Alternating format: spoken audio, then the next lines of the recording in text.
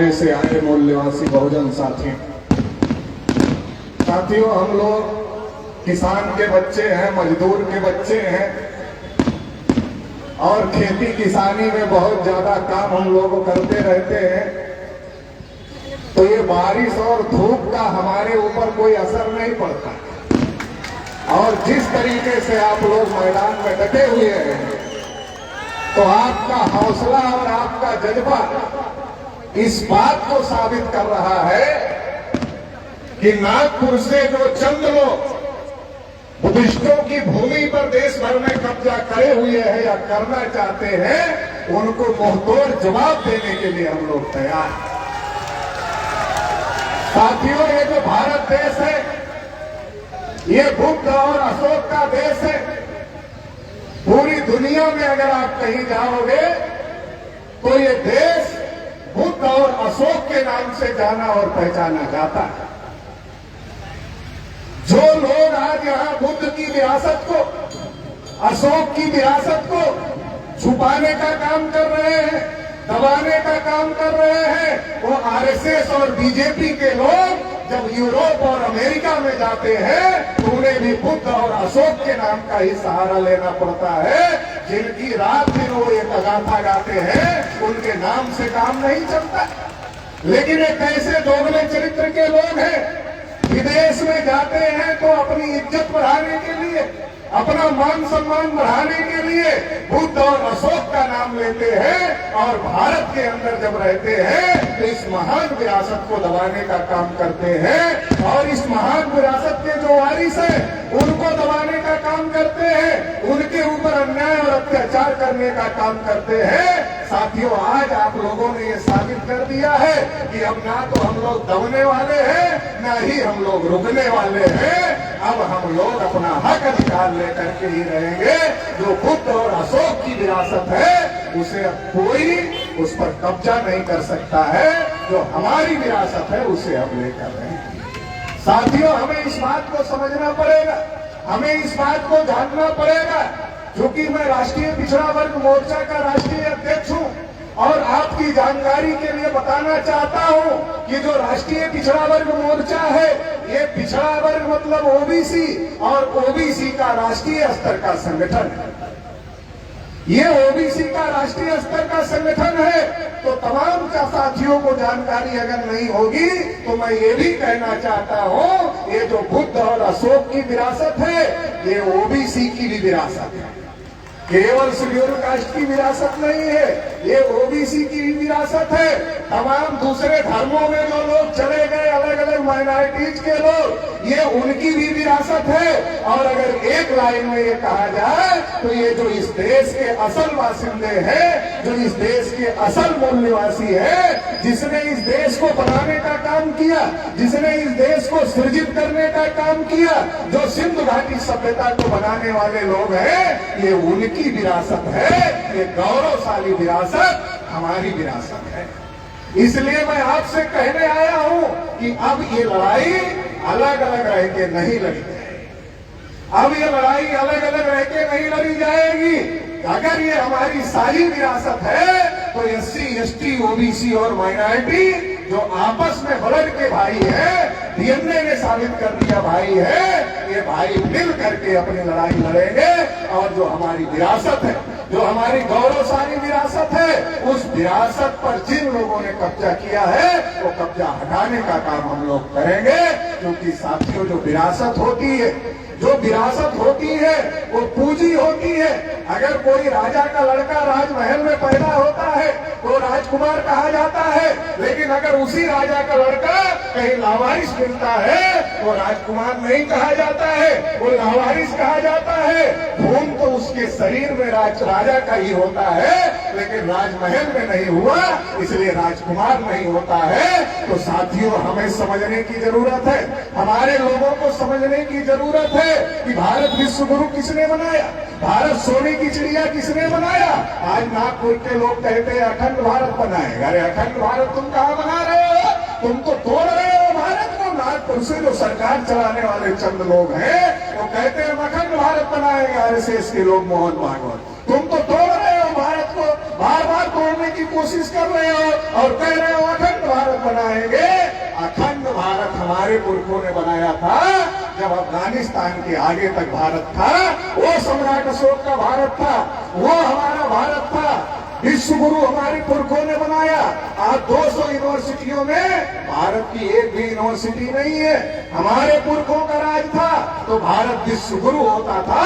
आज अगर आपका लड़का अमेरिका में पढ़ता है, लंदन में पढ़ता है, तो आप बहुत गर्व और गौरव के साथ कहते हैं कि हमारा एक बेटा लंदन में पढ़ता है, हमारा एक बेटा अमेरिका में पढ़ता है। वो भी एक समय था जब दुनिया के लोग इस बात पे गर्व करते थे कि वो भारत की नालंदा यूनिवर्सिटी में पढ़ते हैं। वो भी एक समय था, वो हमारा समय था, वो हमारे पुरखों का समय था, वो हमारा गौरवशाली इतिहास था। आज हम लोग अलग अलग जातियों में बटे हैं, बटे नहीं हैं, साजिश के तहत हमारे लोगों को बांटा गया। तथागत बुद्ध ने कहा था बहुजन हिताय बहुजन सुखाय, और हमारे लोग बुद्ध के साथ इकट्ठा हुए। और जब हमारे लोग बुद्ध के साथ इकट्ठा हुए थे तो केवल सामाजिक क्रांति ही नहीं हुई थी, राजनीतिक क्रांति हुई थी। और इतना बड़ा भारत, इतना विशाल भारत, इतना गौरवशाली इतिहास कायम हुआ। लेकिन पुष्यमित्र शुंग ने जब अंतिम राजा बृहद्रथ की हत्या किया, और राजा बृहद्रथ की हत्या करने के बाद पुष्यमित्र शुंग ने इस देश में जाति व्यवस्था बनाने का काम किया, और व्यवस्था को ज्यादा प्रभावी करने का काम किया। हमारे में से ही कुछ लोगों को अछूत बनाया गया, कुछ को सछूत बनाया गया, और शूद्रों अतिशूद्रों को पढ़ने लिखने के अधिकार से, धन संपत्ति रखने के अधिकार से, बोलने सुनने के अधिकार से, कुर्सी पर बैठने तक से अधिकार से रोका गया। ये जो बांटने वाले लोग हैं यही हमारे दुश्मन हैं। जो बांटने वाले लोग हैं ये दुश्मन हैं, इनसे सावधान रहने की जरूरत है। और अगर हम बटे रहेंगे, अगर हम अलग अलग लड़ेंगे तो हमारी किसी भी समस्या का समाधान नहीं हो सकता है। इसलिए हम लोगों को एकजुट होकर के लड़ाई लड़ना पड़ेगा, हम लोगों को मिलजुल करके लड़ाई लड़ना पड़ेगा।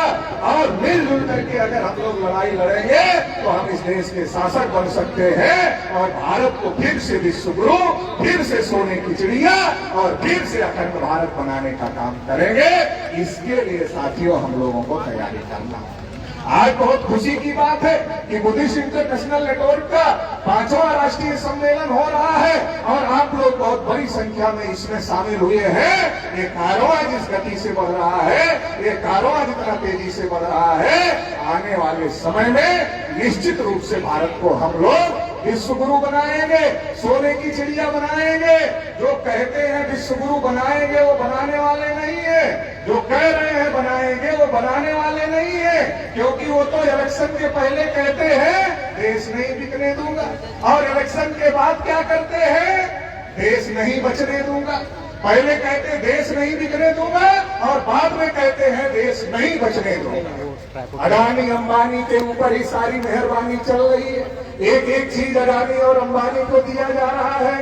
नरेंद्र मोदी जी ओबीसी हैं, देश के प्रधानमंत्री हैं, और नरेंद्र मोदी जी ओबीसी देश के प्रधानमंत्री हैं। एक ओबीसी देश के प्रधानमंत्री हो करके, और वो खुद अपने को ओबीसी कहते हैं, प्रधानमंत्री हो करके ओबीसी की गिनती नहीं हो रही। जानवरों की गिनती हो रही है मगर ओबीसी की गिनती नहीं हो रही है। तो हम लोगों ने पता लगाया कि ओबीसी की गिनती क्यों नहीं हो रही है। पता चला नरेंद्र मोदी जी देश के प्रधानमंत्री हैं, सरकार चल रही है, लेकिन नरेंद्र मोदी जी आरएसएस से निकल कर आए हैं, तो आरएसएस के लोगों का दबाव है, इसलिए गिनती नहीं हो रही है। तो साथियों हमें जानने की जरूरत है, समझने की जरूरत है। जो तमाम विषय इसमें लगाए गए हैं कि हमारे बौद्ध विरासत पर कब्जा किया जा रहा है, तो कब्जा क्यों किया जा रहा है ये हमको समझने की जरूरत है। जो हमारे महापुरुषों का इतिहास था, जो गौरवशाली विरासत थी, जो सम्राट अशोक का इतिहास था, जो बुद्ध का इतिहास था, जो हमारी गौरवशाली विरासत थी, उसको नष्ट कर दिया गया। उसको पुनर्जीवित करने का काम डॉक्टर बाबा साहब अम्बेडकर ने नागपुर की धरती से करने का काम किया, और वो विरासत पुनर्जीवित हो गई। इसलिए धम्म चक्र परिवर्तन दिन आज हम लोग मना रहे हैं। इसलिए सम्राट अशोक विजयदशमी आज हम लोग मना रहे हैं। तो ये जो गौरवशाली विरासत ये तथागत बुद्ध ने जो गौरवशाली विरासत जो बाबा साहब अम्बेडकर ने पुनर्जीवित किया, बुद्धिस्ट इंटरनेशनल नेटवर्क उसको आगे बढ़ाने का काम कर रहा है। और अब ये किसी एक जाति में नहीं बल्कि तमाम SC ST OBC माइनॉरिटी में ये हमारी विरासत है, ये मैसेज पहुंच रहा है। तो ये जो हम लोग, हमारे पास में ताकत है, बाबा साहब अम्बेडकर ने संविधान में हमको अधिकार दिए हैं, हमको वोट का अधिकार भी दिया है, हमको बोलने का अधिकार भी दिया है। इस कार्यक्रम के लिए भी प्रशासन के लोग परमिशन नहीं देना चाहते थे, मगर बाबा साहब अम्बेडकर ने जो संविधान में अधिकार दिया है उसकी वजह से यह कार्यक्रम हो रहा है। साथियों, मुझे लगता मेश्राम साहब आ गए हैं, तो हम सभी लोग मेश्राम साहब का स्वागत करते हैं।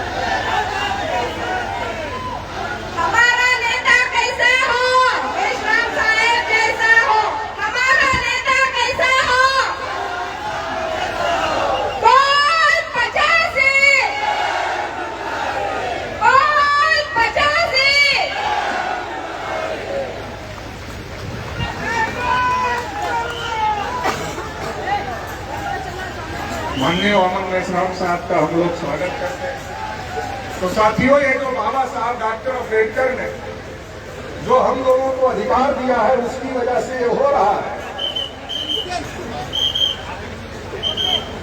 इसमें एक विषय भी लगाया गया है, रामायण महाभारत बौद्ध जातक कथाओं की चोरी से लिखे गए बहुत सारी चीजें चोरी किया। संघ ही तथागत बुद्ध ने सबसे पहले बनाया, संघ भी तथागत बुद्ध ने बनाया, प्रचारक भी तथागत बुद्ध ने बनाए, और जो इनका कलर है वो भी तथागत बुद्ध का कलर है। ऐसी बहुत सारी चीजों का चोरी करने का काम किया है, क्योंकि इनकी जड़ें यहाँ नहीं है, इनकी जड़ें यहाँ नहीं है, जिनकी जड़ें यहाँ नहीं है वो यहाँ उनका कुछ भी नहीं है। इसलिए जो भी किया है वो चोरी करके ही किया हुआ है। तो इसलिए हम लोगों को समझने की जरूरत है। और आखिरी बात कहकर अपनी बात समाप्त कर देता हूँ, क्योंकि बारिश भी हो रही है, मेश्राम साहब को भी हम लोगों को सुनना है। तो आखिरी बात कहकर अपनी बात समाप्त करता हूँ कि आज हम बहुसंख्यक हैं, हमारे पास में वोट का अधिकार बाबा साहब अम्बेडकर ने दिया, हमको मौलिक अधिकार बोलने का बाबा साहब अम्बेडकर ने दिया।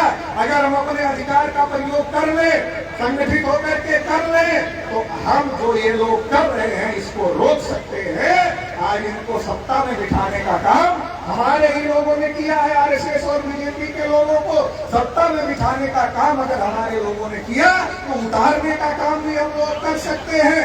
हम लोग नई साइकिल खरीदते हैं, नई मोटरसाइकिल खरीदते हैं, नई कार खरीदते हैं, दूसरे को चलाने के लिए नहीं देते, कहते हमारा पैसा लगा है, दूसरा चलाएगा तो खराब कर देगा।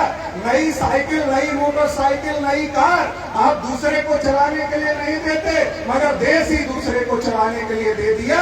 इसलिए आज देश का सत्यानाश हो रहा है। अगर देश को बचाना है, देश की गौरवशाली विरासत को बचाना है, तो बचाने के लिए तथागत बुद्ध और अशोक की गौरवशाली विरासत को अगर बचाना है तो हमें संगठित होकर के इस लड़ाई को लड़ना होगा।